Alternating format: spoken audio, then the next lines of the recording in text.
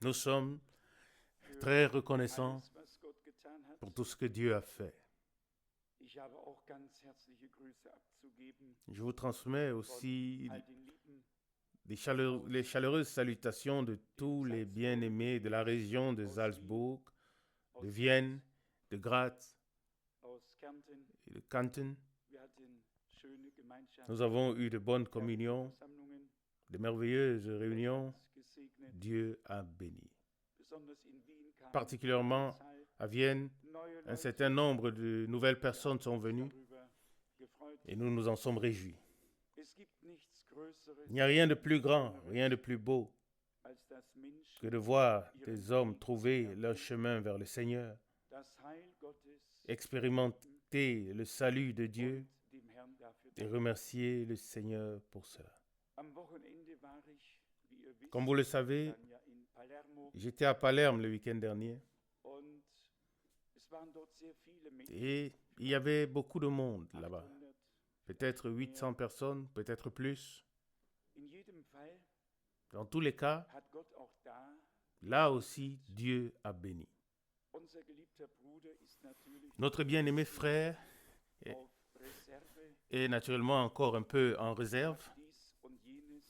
Il n'a pas encore tout à fait compris ceci ou cela sur le plan de l'enseignement, mais Dieu a fait grâce. Vous savez qu'il m'apprécie, qu'il m'aime, et il sait que je ne prêcherai rien si ce n'est pas la parole de Dieu. Et c'est ce qu'il a aussi dit en conclusion, avec sa mentalité et toute sa force. Il a dit, nous avons entendu la parole de Dieu en vérité. Nous ne voulons pas plus que ça. Nous n'avons pas besoin de plus que ça. Nous voulons simplement que les hommes témoignent avoir entendu la parole de Dieu en vérité. À Salzbourg, j'ai eu pour la première fois l'occasion de parler avec des étudiants musulmans. Une des conversations a duré jusqu'à 2 heures du matin et la seconde conversation s'est terminée très vite.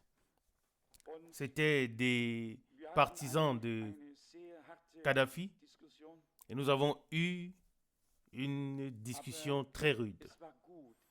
Mais c'était bien. Ça m'a fait du bien d'entendre les pensées de ces gens. Et l'un d'eux a fini par dire, oui, qu'en est-il d'Israël? Qu'en est-il de ce juif Jésus? Et j'ai dit, quoi? Qu'avez-vous dit? Avec ce juif Jésus? Et j'ai répondu, je ne le connais pas. Il n'existe pas du tout. Et le porte-parole qui était avec moi m'a regardé et il dit, oui, mais vous savez, je veux dire ce Jésus-là, ce juif-là. Et je réponds, si vous parlez de Jésus que je proclame, alors vous ne parlez pas d'un juif. Alors vous devez parler de Dieu. Alors ça a chauffé. Alors bien sûr, on est passé à des choses sérieuses. Mais ne me demandez pas les détails. Avec les jeunes personnes, on peut encore se permettre de sortir des cartes qu'on ne sortirait pas habituellement. Mais c'était quand même très bien et j'espère que ces gens y réfléchiront. Il y a vraiment une grande détresse. Les gens ne connaissent pas la vérité. Ils ont été induits en erreur depuis leur naissance. Ils le seront si Dieu ne fait pas grâce. Ils seront dans l'erreur jusqu'à leur mort et ils n'ont jamais entendu la vérité. Et j'en ai pris encore une fois connaissance Et c'est monté à mon cœur que Dieu puisse encore une fois accorder sa grâce. Que l'on puisse encore une fois offrir la grâce de Dieu à tous les peuples, y compris aux 40 pays qui sont dans les gouvernements islamiques. C'est vraiment dans mon cœur. Si je pouvais encore expérimenter cela, ce serait un grand cadeau pour moi. Nous avons un glorieux message, sans fanatisme. Nous n'avons pas honte de la parole de Dieu. Bien sûr, nous devons admettre que Dieu a choisi un chemin qui est méprisé dès la base.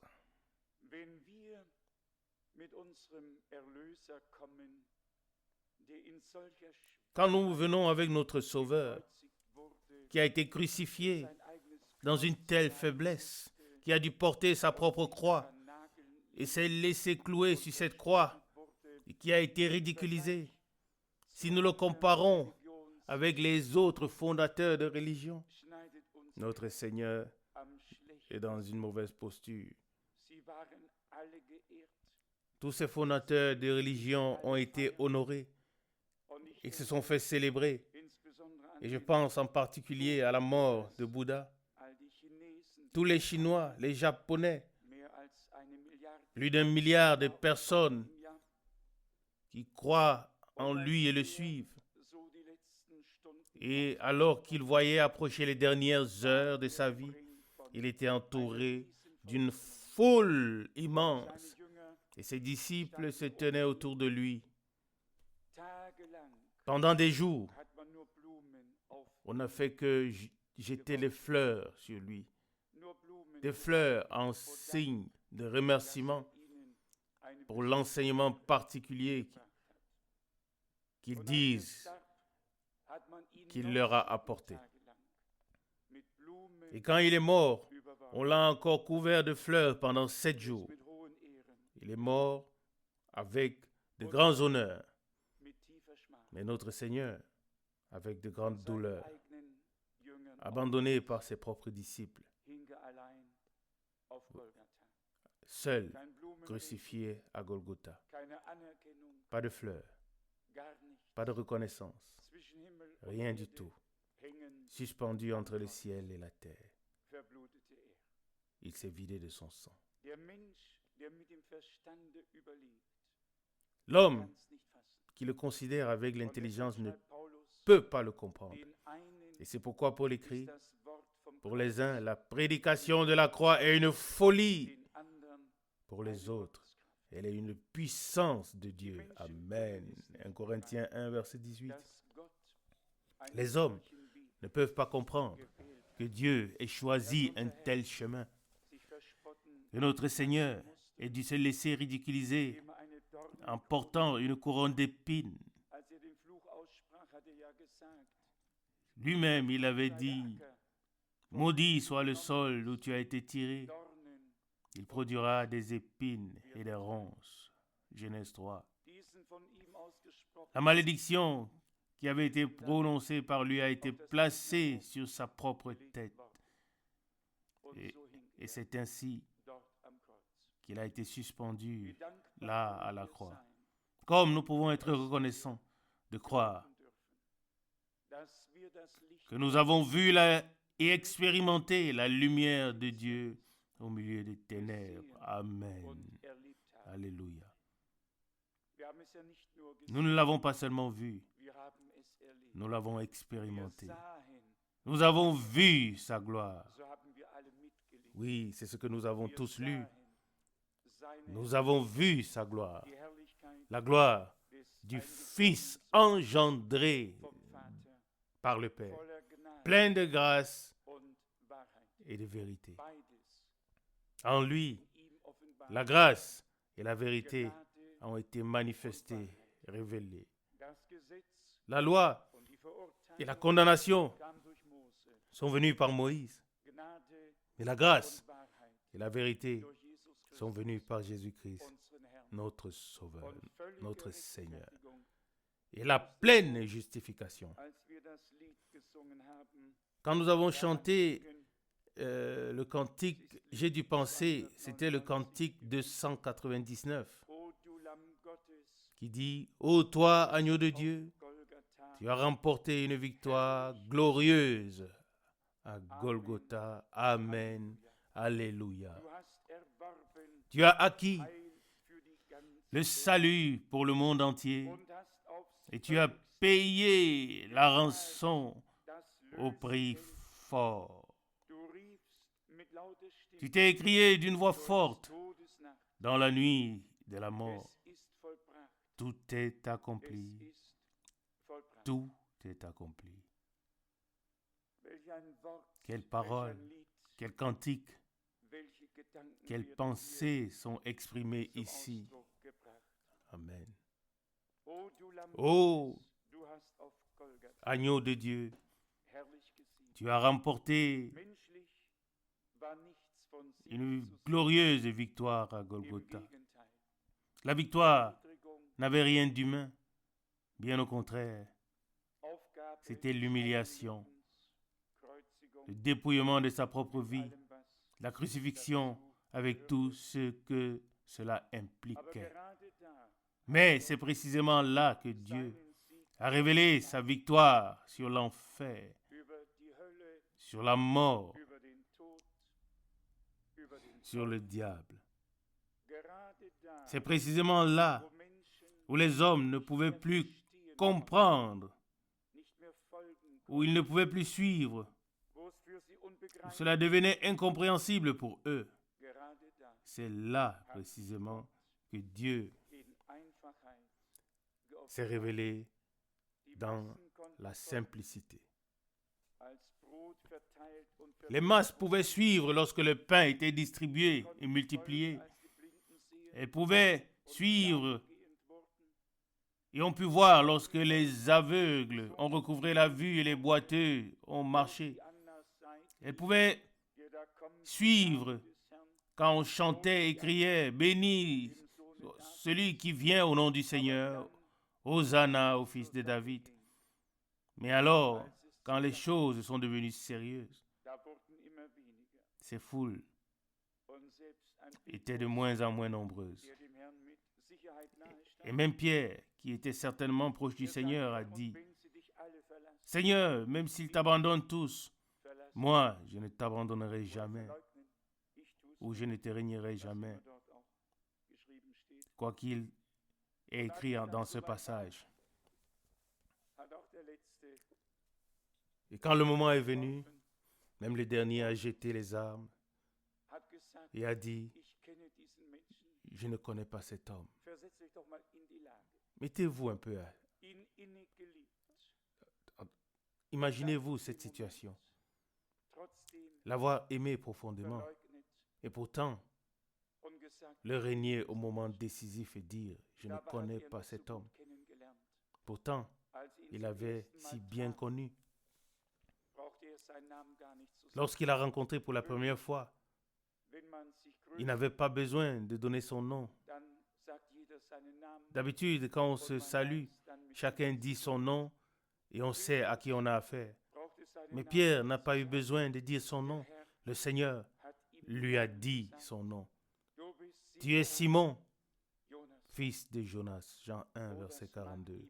Oh, cela a dû lui traverser les os et la moelle. Et justement à l'heure de l'épreuve, Pierre dit, je ne connais pas cet homme. Que s'est-il passé en lui à ce moment? Mais tout s'est déroulé, ou tout a eu lieu pour un but précis. Plus tard, Pierre ne pouvait pas se vanter en disant « Oh, j'ai bien fait les choses, j'ai tenu bon, j'ai été aux côtés de mon Seigneur. » Il n'y avait rien pour se glorifier et il n'y aura jamais rien pour se glorifier. Celui qui veut se glorifier, qu'il se glorifie dans le Seigneur.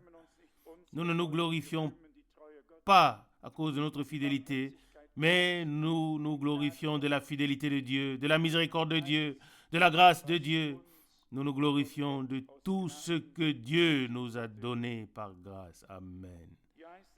Il est dit ici, dans ce cantique, « Ô parole de vie, ici ma foi peut reposer. » Que c'est merveilleux. « Ô parole de vie, ici ma foi peut reposer. » Oui, c'est là que notre foi est ancrée.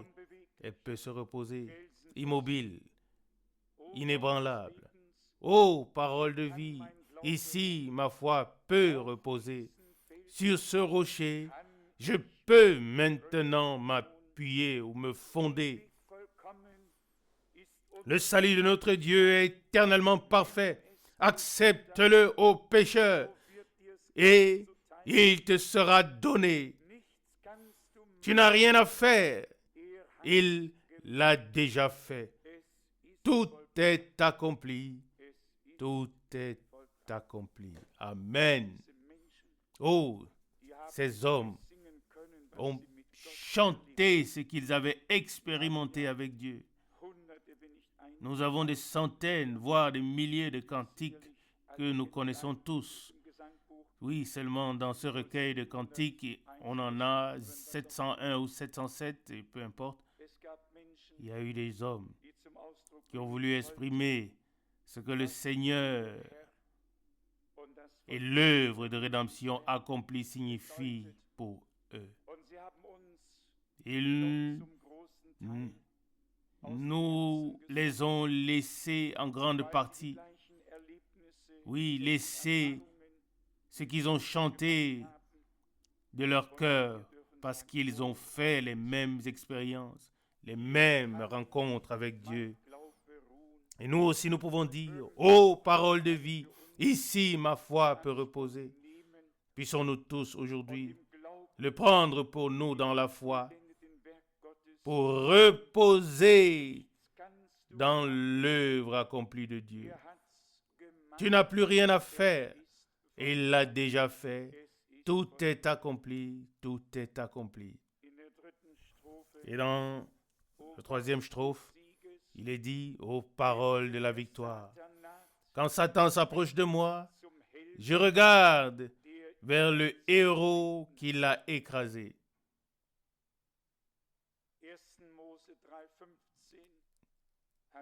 Dans Genèse chapitre 3, verset 15, le Seigneur a parlé de la semence de la femme qui est le Christ, qu'il viendrait et écraserait la tête du serpent. Oui, cela a eu lieu.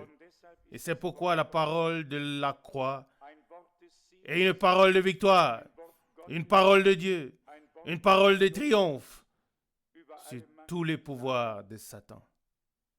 Oh, parole de victoire! Quand Satan s'approche de moi, oui, ça peut arriver, ça peut se produire encore et encore, même plusieurs fois par jour. Mais ici, il est dit, je regarde vers le héros qui l'a écrasé.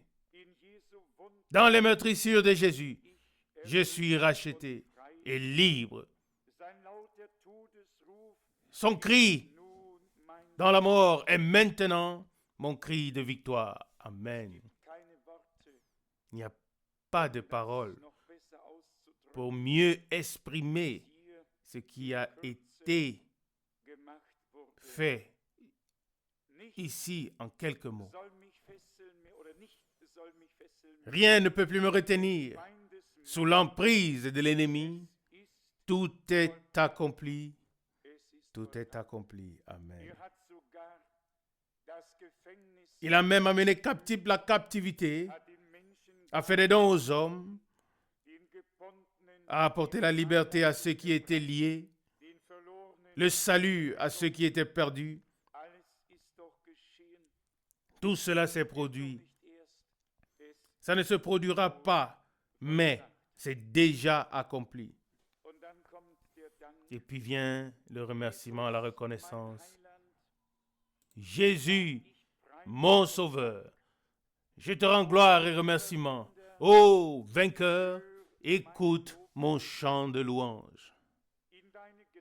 Je m'enveloppe profondément dans ta grâce.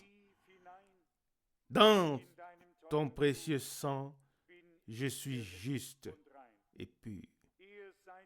Gloire à l'agneau qui s'est écrié à la croix, tout est accompli, tout est accompli. Amen. Ça, c'est l'un des plus puissants cantiques que nous avons ou que nous puissions chanter de ce recueil. Nous attendons la bénédiction de Dieu pour les jours à venir.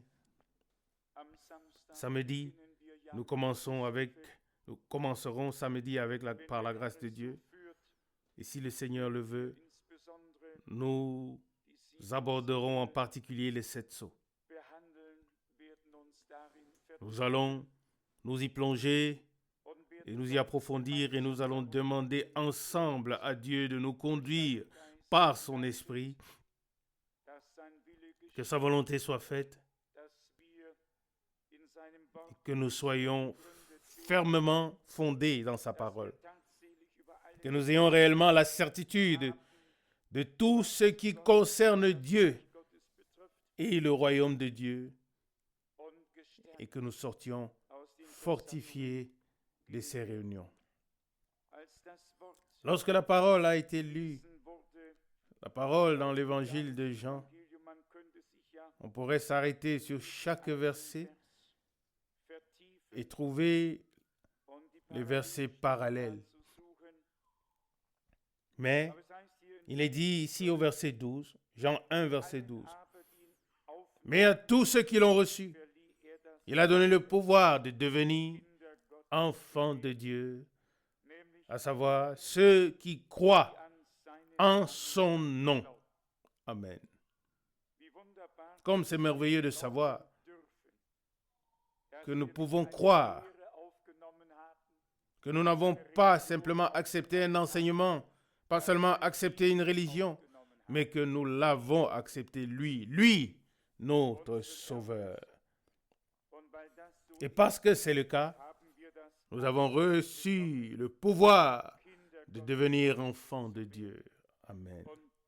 Et c'est pourquoi nous croyons aussi en son nom. Il est dit au verset 11, il est venu chez les siens et les siens ne l'ont pas reçu ou accepté. Il était dans le monde et le monde a été fait par lui et le monde ne l'a pas reconnu ou reçu. Et ça s'accorde avec la parole de Colossiens chapitre 1. Colossiens chapitre 1, verset 14. Colossiens 1, verset 14. En lui, nous avons la rédemption par son sang, à savoir la rémission des péchés. Verset 15. Il est l'image du Dieu invisible, le premier-né de toute la création. Verset 16. Car en lui, tout a été créé dans les cieux et sur la terre, les visibles et les invisibles. Trône, dignité, domination, autorité, tout a été créé par lui et pour lui. Amen. Nous le croyons. Je voudrais lire de Romains chapitre 1, les versets 16 et 17. Romains 1, verset 16. Car je n'ai pas honte de l'évangile. C'est une puissance de Dieu pour le salut de quiconque croit. Du juif premièrement, puis du grec. Verset 17. Car en lui est révélée la justice de Dieu par la foi et pour la foi, comme il est écrit, le juste vivra par la foi. L'évangile est une puissance de Dieu dans laquelle se trouve le salut, la rédemption, la guérison et tout ce dont nous avons besoin. C'est pourquoi Paul dit, je n'ai pas honte de l'évangile. ou alors du message de salut, car c'est une puissance de Dieu qui apporte le salut à tous ceux qui croient. Et la foi doit être là. Et la foi doit venir de la prédication, non pas de la réflexion intellectuelle avec les va-et-vient et les pensées de oui ou de non. Mais la foi en Jésus-Christ, notre Seigneur et Sauveur, doit être suscitée en nous par la proclamation et par le Saint-Esprit. Amen. Verset 16, Romains 1. Car je n'ai pas honte de l'Évangile. C'est une puissance de Dieu pour le salut de quiconque croit. Puissions-nous croire aujourd'hui et accepter le salut pour nous, ainsi que le salut. Accepter tout ce que Dieu nous a préparé en Christ. Dans le verset 17, il est dit, Romains 1, verset 17.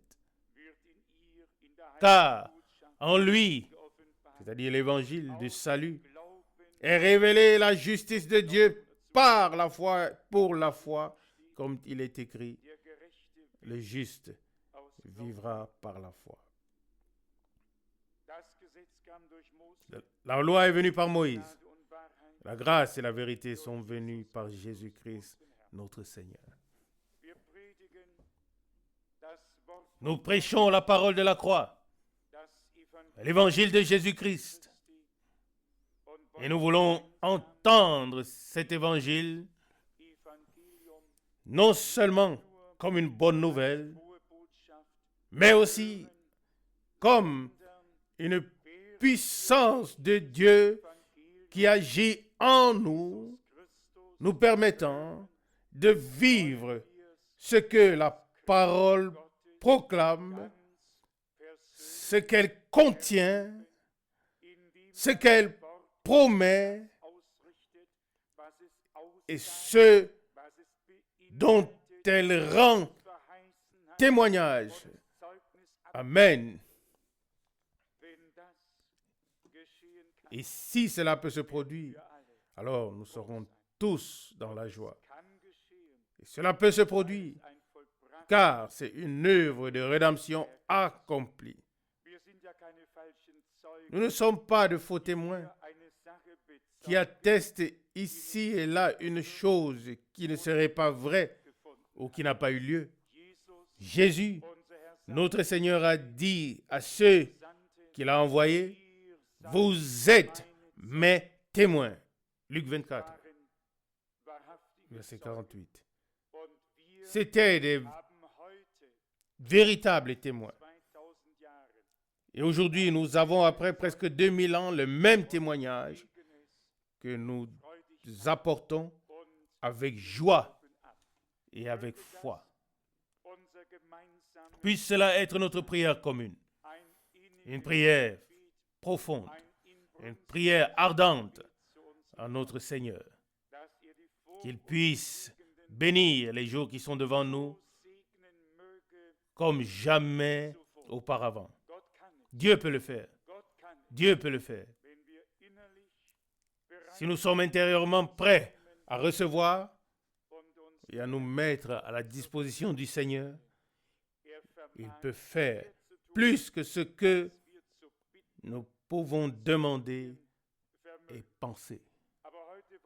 Mais aujourd'hui, nous voulons demander. Cela peut se faire par de courtes prières, à moins que frère Rousse n'ait encore quelque chose à dire.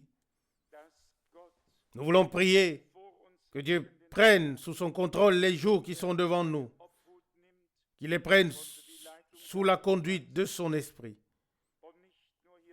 Et pas seulement ici devant, mais aussi pour tous ceux qui viendront, afin que nous ne soyons concentrés que sur une seule chose, et que cette chose soit la cause de Dieu.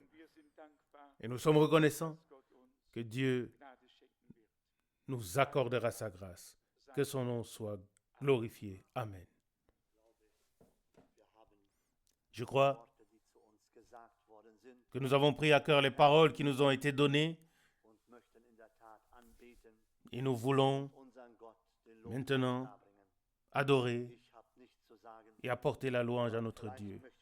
Je n'ai rien à dire, mais je voudrais peut-être continuer la lecture avec 2 versets dans l'épître de Romains, chapitre 1. Frère Franck a lu les versets 16 et 17. Je voudrais peut-être lire encore les versets 18 et 19 de Romains 1. Il est dit ici, verset 18, Romains 1, « Car la colère de Dieu se révèle du ciel contre toute impiété et toute injustice des hommes qui retiennent injustement la vérité captive. » Nous l'avons entendu. Frère Franck l'a déjà exprimé. Notre Seigneur a été opprimé en tout point. On s'est moqué de lui. On l'a méprisé. On a rejeté sa parole. Et ça, mes bien-aimés, ça se fait jusque dans nos jours. D'un côté, on veut l'honorer, mais de l'autre côté, on le rejette. On le méprise et on rejette sa parole. Mais nous savons que sa parole gardera sa validité et sa parole accomplira ce pourquoi elle a été envoyée. Premièrement, sauver ceux qui croient de tout cœur. Et deuxièmement, la colère de Dieu se manifestera du ciel contre toute impiété et injustice des hommes. Amen. Ça, c'est certain, bien-aimés. La Bible ne fait pas de vaines paroles. Nous pouvons croire de tout cœur que l'heure viendra où Dieu fera ses comptes avec ses ennemis, avec ses adversaires. Verset 19, Romains 1. Car ce qu'on peut connaître de Dieu est manifeste pour eux. Dieu, le leur ayant fait connaître. C'est vrai, à 100%. Et je crois que personne ne pourra trouver d'excuses. Car Dieu veille à ce que sa puissance et sa gloire soient manifestées à tous les peuples, à toutes les langues, à toutes les nations et à tous les hommes. Et pour cela, nous lui rendons gloire à notre Dieu. Verset 20. En effet, les perceptions invisibles de Dieu, sa puissance éternelle et sa divinité se voient comme à l'œil nu depuis la création du monde. Et nous pouvons dire que nous sommes reconnaissants envers Dieu de nous avoir ouvert les yeux et que nous puissions voir sa grâce. Par grâce, ce qu'est Dieu et ce qu'est le plan de Dieu. Et pour cela, nous voulons adorer, comme notre frère l'a dit. Nous voulons prier pour que Dieu nous accorde sa grâce pour les heures qui sont devant nous. Mais pas seulement pour les heures qui sont devant nous, mais pour toutes les heures. Car nous n'avons pas seulement besoin de 3 ou 4 heures ensemble avec lui, mais qu'il soit avec nous jusqu'à la fin, mes bien-aimés. Nous avons besoin de lui, nous avons besoin de sa présence, nous avons besoin de son esprit, nous avons besoin de sa puissance. Mais je voudrais nous encourager tous. Il a promis d'être avec nous tous les jours. Combien de temps? Jusqu'à la fin. Pouvons-nous faire confiance à cela? Nous pouvons simplement dire Amen. Il est véritable et vrai. Même si tout homme est menteur, Dieu est vrai et véritable et Dieu tient sa parole. Louange et remerciements à son glorieux nom. Maintenant, comme le frère Franck l'a dit, nous voulons adorer le Seigneur, lui rendre gloire et la louange et le prier de nous aider dans ces jours. Amen.